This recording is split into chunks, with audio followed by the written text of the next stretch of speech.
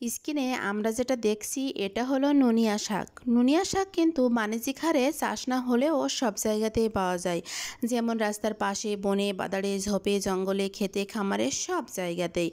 তো আমি খুব শখ করে এটি আমার ছাদ বাগানে একটা বালতিতে রোপণ করেছি, কারণ এটি এমন এক ধরনের পুষ্টিকর সবজি যা অনেক আয়ুর্বেদিক ও প্রাকৃতিক চিকিৎসায় ভালো হয়।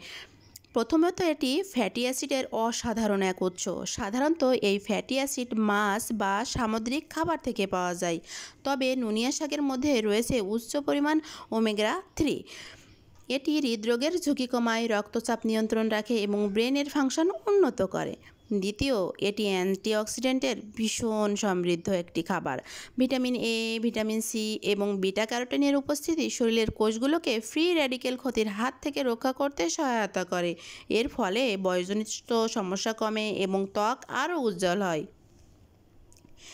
তৃতীয়ত, নুনিয়া শাকে আছে প্রচুর পরিমাণে পটাশিয়াম ও ম্যাগনেসিয়াম, যা ব্লাড প্রেশার নিয়ন্ত্রণ করতে সাহায্য করে।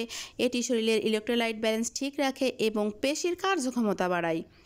সবশেষে এটি ফাইবারে ভরপুর, যা হজম প্রক্রিয়া উন্নত করে, কোলেস্টেরল কমায় এবং ওজন কমাতে সাহায্য করে। নুনিয়া শাক শুধু সুস্বাদু নয়, বরং এটি পুষ্টিগুণেও ভরপুর। তাই স্বাস্থ্যকর জীবনযাপনের জন্য নিয়মিত খাদ্য তালিকায় নুনিয়া শাক অন্তর্ভুক্ত করা একটি দারুণ সিদ্ধান্ত হতে পারে।